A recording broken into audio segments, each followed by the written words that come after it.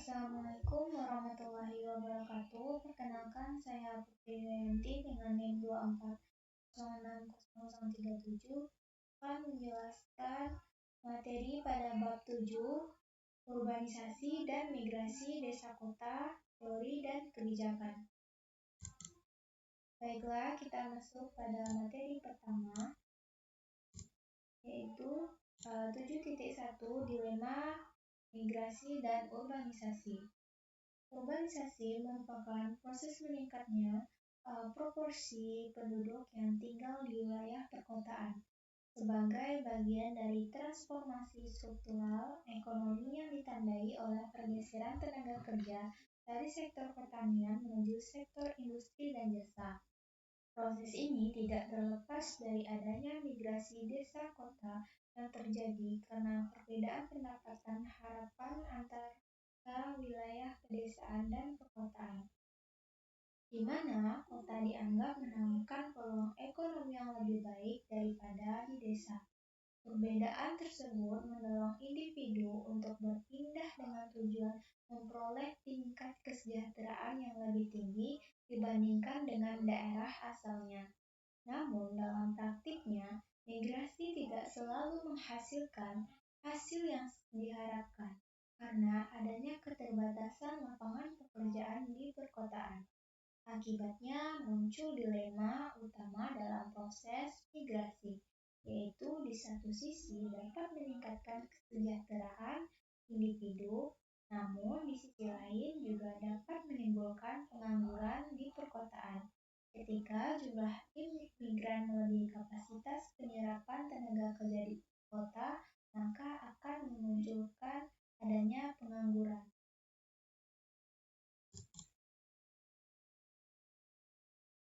Selanjutnya, 7.2 Peranan kota. Kota berperan sebagai pusat aktivitas ekonomi yang mencakup kegiatan produksi, distribusi, dan konsumsi barang serta jasa dalam skala yang besar dan terintegrasi.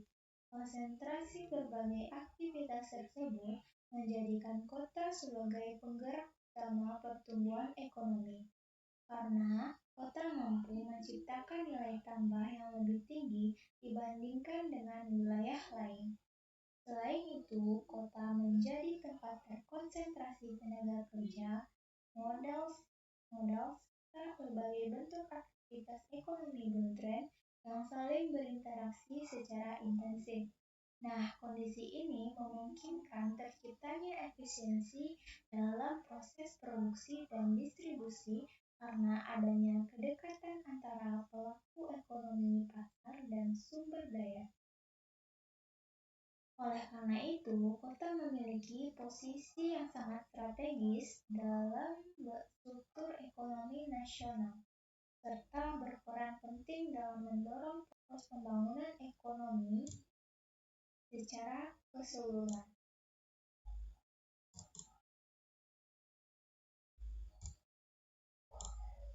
Peranan kota dibagi menjadi dua, yaitu A. Distrik industri.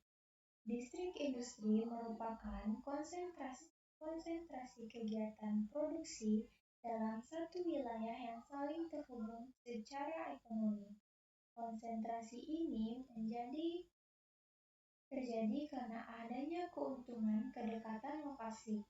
Keberadaan distrik industri memungkinkan efisiensi produksi melalui penghematan transportasi dan koordinasi.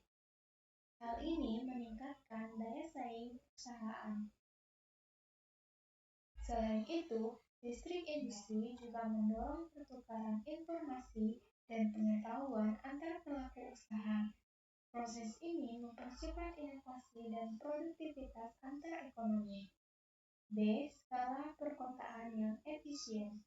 Setiap kota memiliki tingkat ukuran optimal yang memungkinkan kegiatan ekonomi berjalan secara efisien.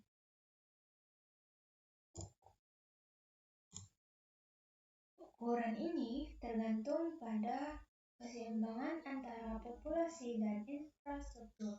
Kota yang terlalu kecil tidak mampu memanfaatkan keuntungan skala ekonomi secara maksimal. Hal ini membatasi pertumbuhan ekonomi di wilayah tersebut. Sebaliknya, kota yang terlalu besar menimbulkan biaya sosial yang tinggi seperti kemacetan dan polusi. Nah, kondisi ini juga menurunkan efisiensi ekonomi di kota.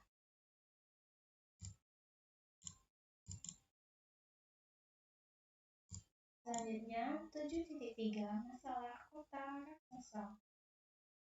Kota raksasa ditandai oleh konsentrasi penduduk yang sangat tinggi dalam satu wilayah perkotaan sebagai akibat dari proses urbanisasi yang berlangsung secara cepat dan tidak terkendali. Pertumbuhan penduduk yang pesat ini seringkali tidak diimbangi dengan penyediaan infrastruktur dan layanan publik yang memadai, seperti perumahan, transportasi, dan fasilitas sosial lainnya. Ketidakseimbangan tersebut menyebabkan penurunan kualitas pelayanan publik serta meningkatnya tekanan terhadap sumber daya perkotaan. Akibatnya, berbagai permasalahan sosial ekonomi muncul seperti kemiskinan, pengangguran, dan berkembangnya pemukiman yang kumuh. Kondisi ini pada akhirnya dapat memperburuk kualitas hidup masyarakat dan mencerminkan adanya ketidakseimbangan dalam proses pembangunan perkotaan. A. Bias kota utama. Bias kota utama terjadi ketika pembangunan ekonomi lebih terfokus pada kota besar dibandingkan daerah pedesaan. Hal ini menciptakan ketidakseimbangan pembangunan wilayah. Daerah pedesaan menjadi tertinggal karena minimnya investasi dan fasilitas publik. Kondisi ini memperbesar kesenjangan antara desa ke kota dan kota. Akibatnya, tekanan terhadap kota semakin meningkat. B. Penyebab kota raksasa. Kota raksasa terbentuk akibat arus migrasi desa-kota yang terus berlangsung dalam jangka panjang. Migrasi ini disorong oleh perbedaan pendapatan harapan, konsentrasi investasi dan kesempatan kerja di kota besar menjadi faktor utama yang menarik penduduk desa. Kota menjadi pusat ekonomi yang dominan. Kebijakan pembangunan yang tidak merata memperkuat pertumbuhan kota besar. Nah, hal ini juga menyebabkan ketidakseimbangan antar wilayah semakin besar.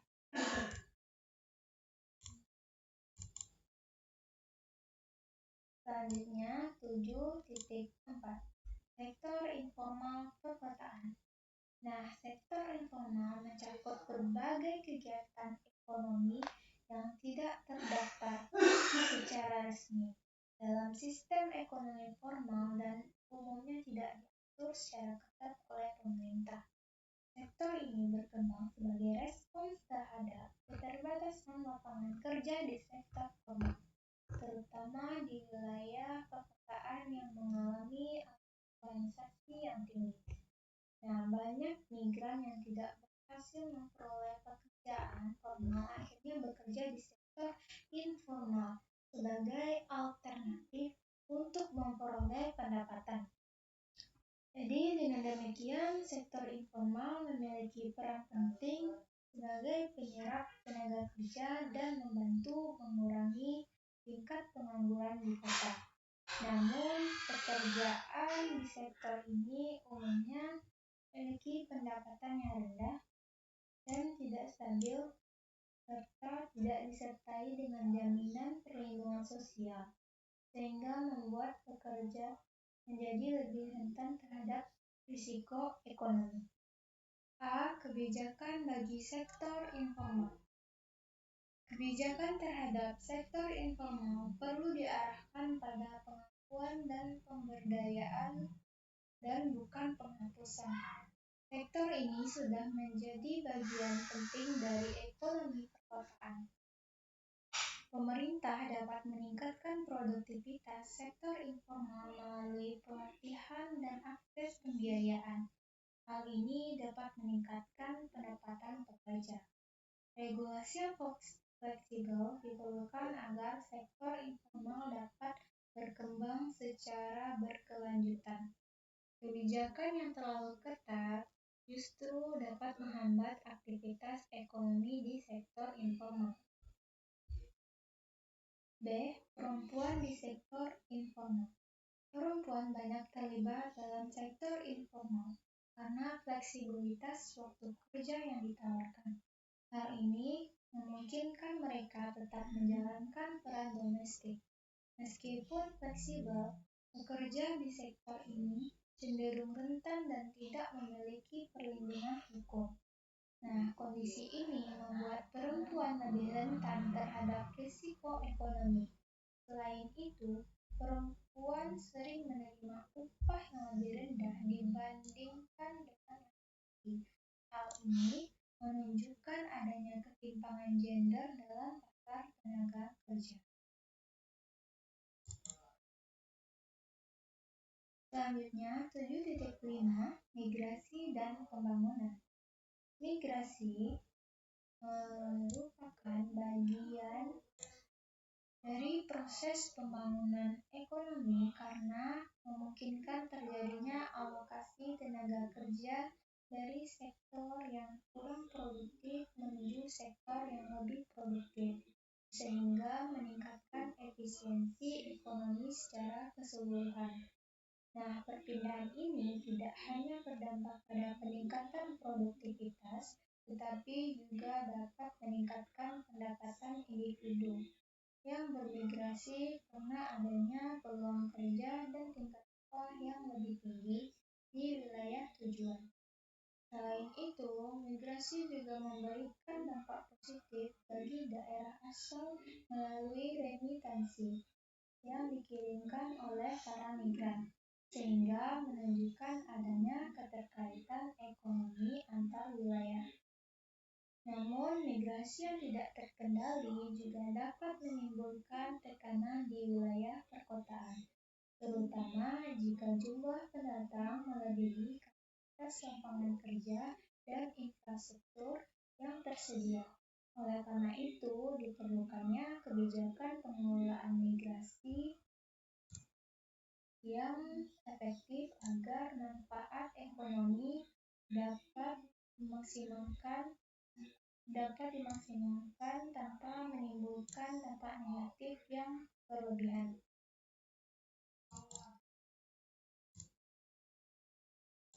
7.6 Menuju teori ekonomi tentang migrasi desa kota.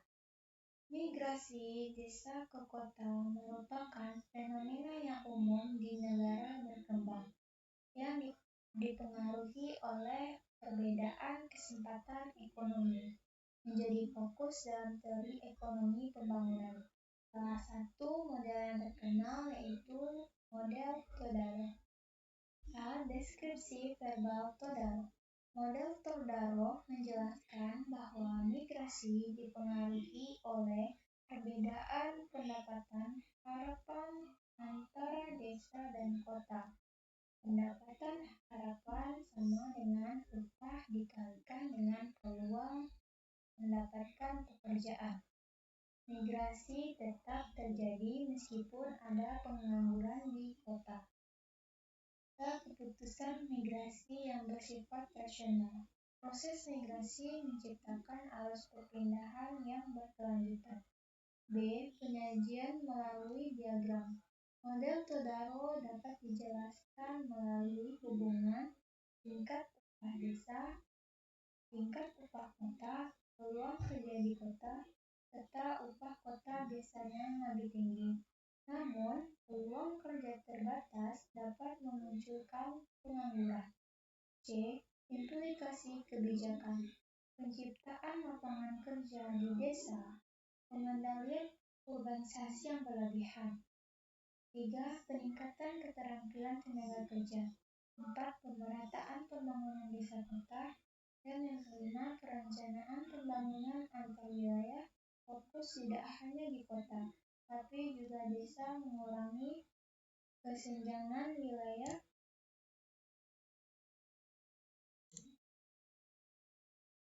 Yang keenam, meningkatkan kesejahteraan kesempatan kerja lokal. Yang ketujuh, mengurangi tekanan urbanisasi. Jadi kesimpulan dari materi pada bab 7 itu, migrasi desa dan kota dalam perspektif model Todaro merupakan keputusan ekonomi yang didasarkan pada perbandingan pendapatan harapan antara desa dan kota, di mana individu akan tetap bermigrasi selama ekspektasi pendapatan di kota lebih tinggi meskipun terdapat risiko pengangguran. Urbanisasi dalam proses pembangunan ekonomi tidak dapat dihindari, tetapi dapat menimbulkan pengangguran perkotaan sebagai konsekuensi dari ketidakseimbangan antara arus migrasi dan kemampuan penyerapan tenaga kerja. Oleh karena itu, diperlukan kebijakan pembangunan yang seimbang antara wilayah desa dan kota, terutama melalui penciptaan lapangan kerja, pemerataan investasi, dan peningkatan kesejahteraan di daerah pedesaan agar urbanisasi dapat dikelola secara lebih efektif dan berkelanjutan.